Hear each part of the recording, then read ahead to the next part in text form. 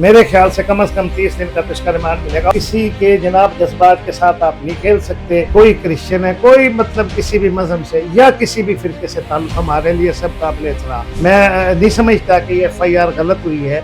आप नहीं कह सकते जिससे किसी के दिल आजारी हो। साइबर क्राइम टेररिज्म भी कहते हैं। FIR ने सही गिरफ्तार किया है।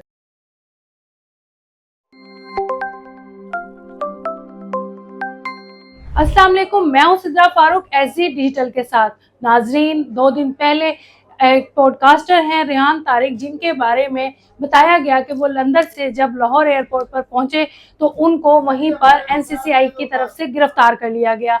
हमारे साथ FIA के expert advocate high court Rao Abdul Qayyum Maqsoodi साहब मौजूद हैं। उनसे जान लेते हैं कि अभी तक उन पर जो FIR की गई है उनमें कौन कौन सी दफा शामिल की गई। अस्सलाम वालेकुम।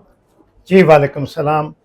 अच्छा, ये मेरे पास FIR है, मैं इस FIR को देख लेता। ये जो मुकदमा इस पे कायम हुआ है ये है 138/2026 है।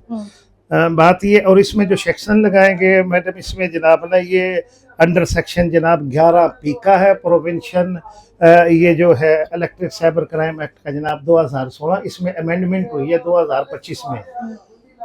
2025 में जनाब अमेंडमेंट हुई है जनाब ना, उसमें इसकी सज़ाएं और जो था फिर इसको NCCI में इसका नाम मतलब रखा गया। तो उसके जनाब इसके तहत ये NCCI के तहत जनाब ये जनाब पर्चा दिया है जनाब। और उसके जनाब जो डॉक्टर रिजवान साहब डिप्टी डायरेक्टर हैं जनाब ना NCCI लाहौर के इंचार्ज, ये इसमें कंप्लेनेंट भी वही है। अच्छा, हुआ ये कि एक्चुअल स्टोरी ये है इसमें कि ये जब एयरपोर्ट पे उतरा है तो जब ये क्योंकि वायरल हुआ और ये जो 11 सेक्शन है जो पीका जनाब 2016 अमेंडमेंट जो इसमें 2025 में हुई है, तो ऐसा है कि जनाब ना इसमें ये हेट स्पीच का है।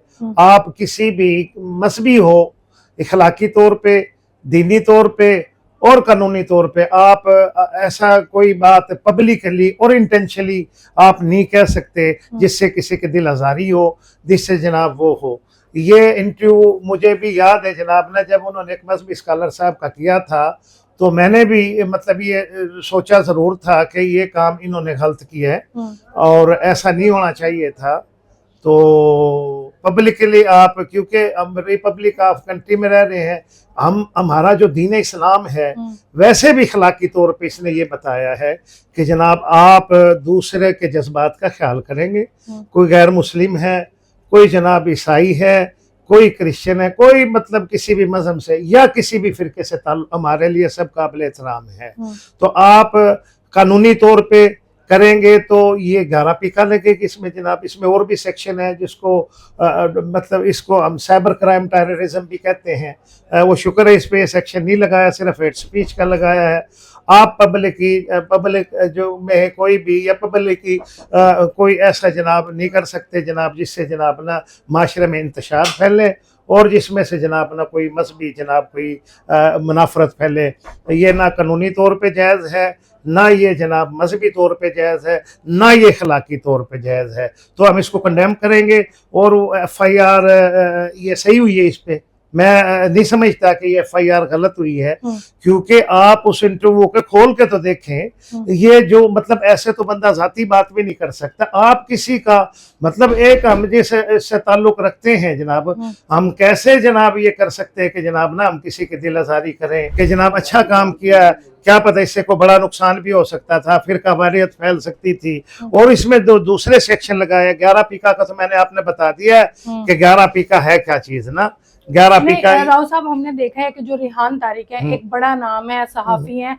आपने अक्सर देखा होगा कि इनके जितने भी पॉडकास्ट हैं वो तनकीद बराए इस्लाह भी होते हैं, और एक ऐसा मुतनाज़ा पॉडकास्ट जिसके खिलाफ एप्लीकेशन दी गई और फिर उनमें पीका एक्ट और मुख्तलिफ जो मजहबी के हवाले से उन पर एक्ट लगाए गए हैं। आप IT मतलब FIA एक्सपर्ट हैं, और उस हवाले से आप किस तरह से देखते हैं कि जो FIA ने उनको गिरफ्तार किया, इस हवाले से कुछ बताइए। FIA ने सही गिरफ्तार किया है सिद्रा मैडम, कि इसलिए उन्होंने सही गिरफ्तार किया है कि ये इन्होंने जनाब एक अखलाकी तौर पे कानून की तो वायलेशन की। आप एंकर हैं, आप मजहबी स्कॉलर हैं, आप कानूनदान, ताकि आप किसी मतलब आप रिजनेबल पोस्ट पे भी हैं, आप किसी की दिल आजारी कैसे कर सकते हैं, और वो भी लाइव। और जिसको, और ये रेहान तारिक को तो मतलब हजारों लोग देखते इसको, शायद इससे भी ज्यादा तादाद हो। तो इस किस्म के बंदे से एक्सपेक्ट नहीं किया जा सकता कि जनाब ना ये ऐसा काम करेगा। मैं इसको कंडेम करूंगा अपने, मेरा मतलब जो मेरी अपनी राय है, ये सही हुआ बजाय के जनाब। अब हमारा मुल्क वैसे ही इमोशनल लोग रहते हैं जनाब ना, मतलब एक दूसरे को कदर नहीं करेंगे। इससे अगर कोई कत्लो गारत का या कोई उसको कोई नुकसान पहुंचाना और इंतशार होता है तो ये हो जाता है। दूसरा, इसमें जो मैं FIR देख रहा जो मेरे पास आई है, इसमें 153 ए लगा हुआ है और 295 ए और 298 PPC। ये सारे मजहबी जो मतलब वायलेशन ऑफ द मजहबी है, किसी के जज्बात का इजहार है, आप किसी को जुबान से तकलीफ नहीं दे सकते। ये पाकिस्तान पेनल कोड के तहत जनाब ना, ये पेनल कोड के जनाब ना सेक्शन लगे हुए हैं। जब से NCCI मतलब वजूद में आया है साइबर क्राइम से पहले, जो जैसे फौजदारी में जो रिमांड होता है वो 14 दिन का होता है। जब से NCCI बने, इनका रिमांड अब 30 डेज पे चला गया है।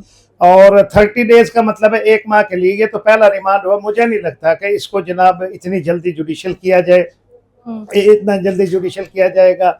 मेरे ख्याल से कम 30 दिन का तो इसका रिमांड मिलेगा, क्योंकि मामला बड़ा संगीन है। ओपनली आप किसी को ऐसे जनाब हेट स्पीच नहीं कर सकते, किसी की दिल आजारी नहीं कर सकते, किसी के जनाब जज्बात के साथ आप नहीं खेल सकते। तो मेरा मतलब ख्याल है इसमें शायद ना जो, क्योंकि इससे वो इसमें जनाब ना एक दफ़ा और भी है, वो भी शायद ये ऐड करें, उसको मतलब साइबर क्राइम टेररिज्म कहते हैं। मेरे ख्याल से वो भी इसको इसमें वो करेंगे जनाब वाला। मेरा ख्याल ज़ाती ये है कि इसमें जनाब ना इसमें ऐड करेंगे, और इससे क्या नाम है, ये दफात ज़्यादा भी, क्योंकि उसको हम कहते हैं सप्लीमेंट्री स्टेटमेंट में जनाब ना ईजाद करना या जनाब ऐड करना। तो मुझे लगता है कि इसमें 2-4 इसमें जनाब ना और भी सेक्शन ऐड करेंगे।